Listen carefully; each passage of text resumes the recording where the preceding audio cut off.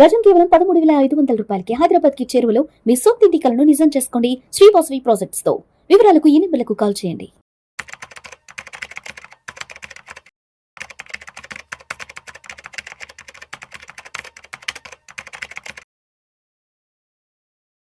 గిరిబాబు గారు నమస్తే సార్. నమస్తే అండి. Welcome to Vishnu talks. Thank you. Giribabu గారు, బంగారం వెండి ధరలు ఎంతలా పెరుగుతున్నాయో ఇవాళ పొరపాటున ఏదైనా న్యూస్ ఏమన్నా చూసారు అసలు? ఇవాళ అసలు లైఫ్ టైమ్ హై మళ్ళీ టచ్ అయిపోయింది. ఈ రోజు నా వాట్సాప్ స్టేటస్ అదే పెట్టాను నేను. So when silver was at $14, ఎవ్వరు ఒక్కరు కొనడానికి లైన్లో లేరు. కానీ ఇవాళ సిల్వర్ $60 అయ్యేప్పటికీ మొత్తం జనాలు క్యూ కడుతున్నారు. పొద్దున్న నుంచి నాకు ఒక 4 కాల్స్, సిల్వర్లో ఇన్వెస్ట్ చేద్దాం, సిల్వర్లో ఈటీఎఫ్లు కొందాం, సిల్వర్లో ఇన్వెస్ట్ చేద్దాం, పెరిగిపోతున్నాయి. నేను ఒకటే చెప్తున్నాను, మీకు ఎప్పుడైనా సరే పరిగెట్టే ట్రైన్ ఎక్కొద్దు, ఫాలింగ్ నైఫ్ క్యాచ్ చేయొద్దు. Right right. సో గిరిబాబు గారు, అయితే ఒక్కసారి అసలు ఇవాళ బంగారం వెండి ధరలు ఏ రేంజ్లో పెరిగిపోయాయి, ఇవాళ ఎంత పెద్ద బ్రేకింగ్ న్యూస్ అయింది ఒకసారి చూద్దాం గిరిబాబు గారు. భారీగా పెరిగిన బంగారం ధర 10 గ్రాముల మేలిమి బంగారం 1,41,000 పై మాటగా వెళ్తుందంట. దేశీయ మార్కెట్లో రోజు రోజుకు బంగారం వెండి ధరలు ఆకాశాన్ని అంటుతున్నాయి. హైదరాబాద్లో బుధవారం 24 క్యారెట్లు మేలిమి 10 గ్రాముల బంగారం ధర 1,41,150 రూపాయలకు చేరుకుంది. అటు వెండి కూడా పరుగులు పెడుతోంది. కేజీ ధర ఏకంగా 2,25,393 రూపాయల వద్ద వెండి కూడా ర్యాలీ తీస్తుంది. ఎందుకు సార్ బంగారం వెండి ధరలు ఈ రేంజ్లో పెరుగుతున్నాయి? మొన్న world gold council chief executive David ఆయన కూడా చెప్పారు, 2026 నాటికి బంగారం దగ్గర దగ్గర 1,90,000 నుంచి 2 లక్షలకు వెళ్ళిపోతుందని చెప్పారు. ఎందుకు ఇంత విపరీతమైన ర్యాలీ వస్తుంది? ఎందుకు దీనికి సంబంధించి ఇంత స్పెక్యులేషన్ నడుస్తుంది విపరీతంగా బంగారం వెండి గురించి అసలు? సో నార్మల్గా ఒక సొసైటీలో ఇన్వెస్టర్స్లో ఎప్పుడు కూడా ఒక రేట్ పైకి వెళ్ళిపోతుందనో, లేకపోతే ఇంకా మనకు దొరకదనో, లేకపోతే ఇంకోటో పెరిగేదాన్ని బాగా పెంచేస్తారు, పడిపోయేదాన్ని అలాగే పడేస్తారు. మీరు కోవిడ్ తర్వాత చూడండి, సెన్సెక్స్ 40,000 నుంచి 20,000 పడిపోయింది. 25,000 సెన్సెక్స్ రాగానే నెమ్మదిగా పోస్ట్ లాక్డౌన్లో ఉన్నప్పుడు మనము అందరం ఖాళీగా ఉండి డబ్బులన్నీ కూడా స్టాక్ మార్కెట్లో లిటరల్లీ చేంజ్ చేయడం మొదలుపెట్టేశాయి. ఆ టైంలో ఇండియా మొత్తం, ఇంకా చెప్పాలంటే ప్రపంచవ్యాప్తంగా అందరూ లాక్ అయిపోయి ఇంట్లో కూర్చున్నారు కదా. కానీ ఏవియేషన్ స్టాక్స్ అంటే విమానాశ్రయం సంబంధించిన షేర్లు, సినిమా ఇండస్ట్రీ షేర్లు, అసలు ఒకటేంటి, ప్రతి ఒక్క కంపెనీ వాళ్లకు బిజినెస్ ఉందా లేదా, లాభం వస్తుందా లేదా సంబంధం లేకుండా విపరీతంగా పెరుగుతూ వెళ్ళిపోయాయి. అంటే ఏంటంటే too much of money chasing two little goods, price will increase. ఇది ఆర్థిక సూత్రం ఇది. అంటే ఎప్పుడైతే చాలా డబ్బులు కొంచెం వస్తువుల్ని చేజ్ చేస్తూ ఉంటాయో అది ధర పెరుగుద్ది. అది అప్పుడు అయిపోయింది. అది అయిపోయి ఆ ర్యాలీ 4 సంవత్సరాలు చూసాం మనం, 2020 నుంచి 2024 సెప్టెంబర్ వరకు. ఎప్పుడైతే ట్రంప్ ప్రెసిడెంట్ ఆఫ్ యూఎస్ఏగా ఎన్నికయ్యాడో అక్కడి నుంచి నెమ్మదిగా ఈక్విటీ మార్కెట్స్ మందగించడం స్టార్ట్ అయిపోయినాయి. అండ్ జనాల దగ్గర డబ్బులు విపరీతంగా ఉంది. రియల్ ఎస్టేట్ డౌన్ అయిపోవడం వల్ల ఆ డబ్బులన్నీ కూడా ఫైనాన్షియల్ అసెట్స్లోకి, సేఫెస్ట్ అసెట్స్లోకి, లిక్విడ్ అసెట్స్లోకి మూవ్ అవుతున్నాయి.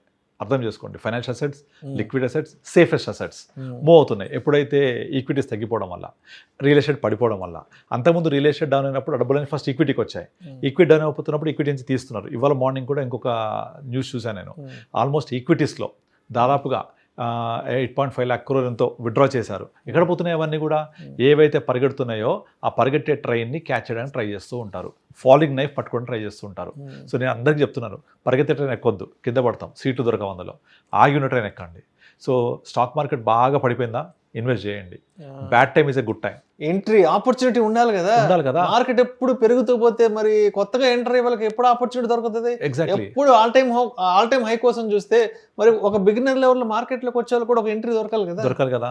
వారన్ బఫెట్ ఒక సూత్రం చెప్తాడు ఎప్పుడు 10 commandments లో, when everyone is buying you cell, when everyone is selling you by. అందరూ అమ్మేటప్పుడు మీరు కొనండి, అందరు కొంటున్నప్పుడు మీరు అమ్మేయండి. ఆయన చెప్పే 10 commandments లో ఒకటి ఇది.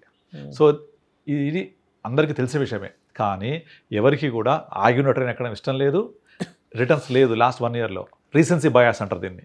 అంటే లాస్ట్ 1 yearలో పెరగలేదు, లాస్ట్ 1 yearలో పడిపోయింది, లాస్ట్ 2 years ఏం పెరగలేదు, నేను కొనను. అగో గోల్డ్ చూడు ఎలా పెరిగిపోయిందో, 1 year బ్యాక్ పెట్టుంటే పెరిగిపోయేది, అగో పెరిగిపోతుంది, వెళ్ళిపోతుంది. FOMO, fear of missing out, ఎక్కేస్తూ ఉంటారు. ఎందుకు ఇలా జరుగుతుంది?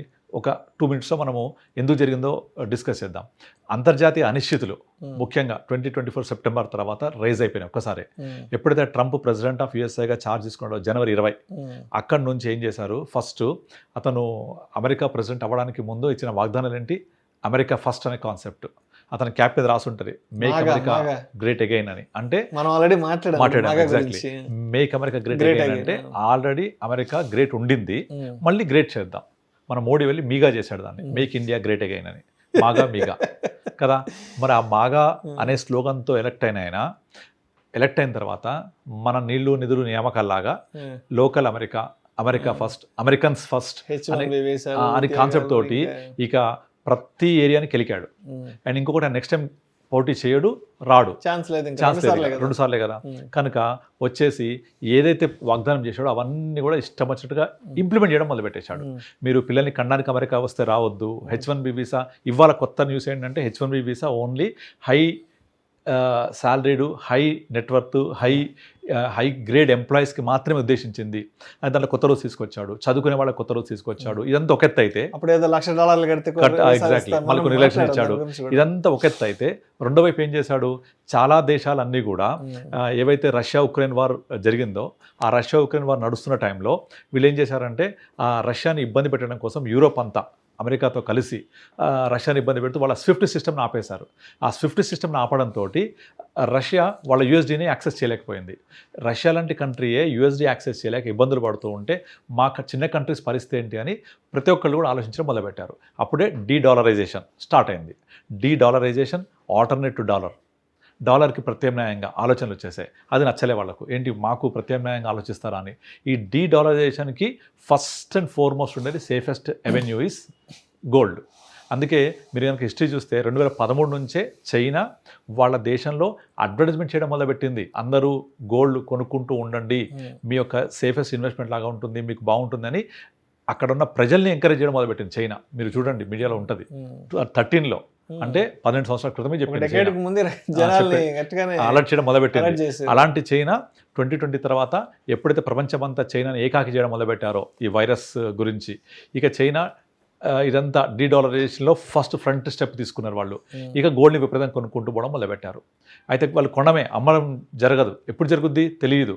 సో ఎప్పుడైతే కోవిడ్ టైంలో లిమిటెడ్ నెంబర్ ఆఫ్ స్టాక్స్ అని అందరూ నాకు కావాలని చేస్తే ధరలు పెరిగాయో, అదేవిధంగా అందరు గోల్డ్ అన్ని కంట్రీస్ చైనా మేజర్ పార్టిసిపేషన్ తోటి కొంటూ పోతూ ఉంటే గోల్డ్ సప్లై ఎప్పుడు కాన్స్టెంట్గా ఉంటుంది, విపరీతంగా దొరకదు మనకు. ఎప్పుడైతే సప్లై కాన్స్టెంట్ ఉంటుందో, అందరు కావాలని చేస్తారో, ఆటోమేటిక్గా ప్రైస్ ఏమవుతుంది, పెరిగిపోతుంది. టమాటాలు విపరీతంగా వచ్చే మార్కెట్లో ₹1 కిలో, టమాటాలు దొరకట్లేదు, ₹100 కిలో, సింపుల్. గోల్డ్ దొరకట్లేదు, అందరు కొనేస్తున్నారు, ధర షూటప్ అయిపోతూ ఉంటుంది. అందుకనే గత 100 ఏళ్ల హిస్టరీలో ఇలా 1 ఇయర్లో డబల్ అవ్వడం ఫస్ట్ టైం చూస్తున్నాం. ఇది మళ్ళీ రిపీట్ అయిద్దా అంటే చెప్పలేం, ఆగి కిందికి వస్తారా తెలియదు. కనుక ఇలాగే పెరుగుద్దా అంటే పెద్ద క్వశ్చన్ మార్కు. కనుక దీన్ని మనం చూస్తూ వెయిట్ చేయడమే తప్ప దీన్ని మనం కొనేసి దాన్ని క్యాష్ చేసుకుందాము అంటే చేతులు కాలుతాయి.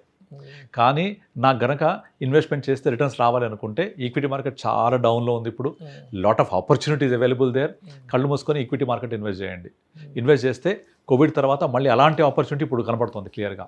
Next 3 years India's growth story, India's economy, India Viksit Bharat 2040 చూడబోతున్నాం. So next decade is India's అని చెప్తున్నారు. నెక్స్ట్ శతాబ్దమే ఇండియాస్. యూరోప్ నుంచి అమెరికా నుంచి ఏషియాకి పవర్ ట్రాన్స్ఫార్మ్ అవుతోంది. అందులో biggest country India, China +1 India, ఇన్ని ఫేవరబుల్ ఉన్నాయి కదా. ఈ గోల్డ్ పెరగడంలో అంతర్జాతీయ అనిస్థితిలో ఇండియా పాత్రే లేదు, మనం ప్రేక్షకులు మాత్రమే. గోల్డ్ పెరిగిపోతుంది. మన ఏదో ఇక్కడ పండగలకు పబ్బాలకు పెళ్ళిళ్ళకి కొంటే పెరగదు గోల్డ్. అంతర్జాతీయంగా గోల్డ్ కొనేవాళ్ళు, గోల్డ్ దానికి రీజన్స్ పెరగడానికి చాలా ఉన్నాయి. సో దానివల్ల పెరుగుతోంది అది. కనుక మనము ఈ పెరుగుదలలో కానీ అనిశ్చితి కానీ మనకు సంబంధమే లేదు.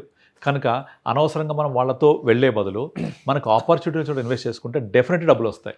కనుక గోల్డ్ వెనక పరిగెత్తొద్దు అని చెప్తున్నాను నేను. 100 yearsలో ఇలా 1 year డబుల్ అయినట్టుగా మళ్ళీ జరుగుద్దా? ఇంపాసిబుల్.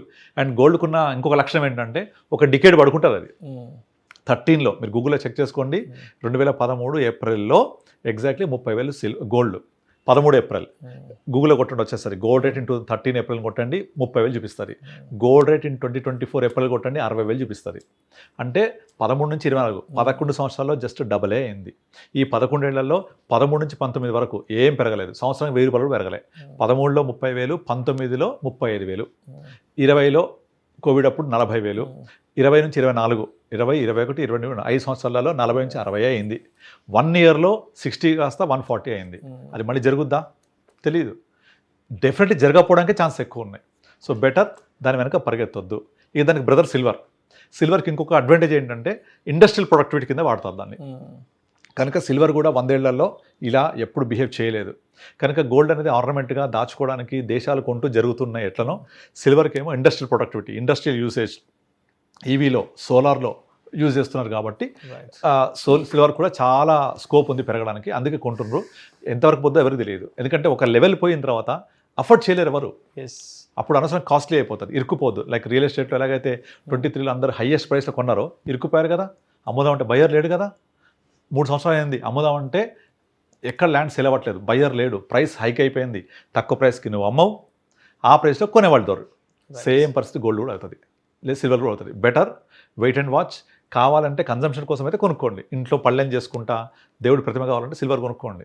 మెడలో వేసుకుంటాను పెళ్ళిళ్ళ కంటే కొనుక్కోండి. కానీ ఇన్వెస్ట్మెంట్ కోసం మాత్రం డెఫినెట్లీ ఆలోచించాల్సిన టైం. అస్సలు ఎంటర్ అవ్వద్దు. ఇప్పుడు మ్యాక్సిమం ఎంటర్ అయితే సిప్ రూపంలో సిల్వర్లో ETF చేయొచ్చు అంతే. Thank you sir, thank you so much. Thank you అండి.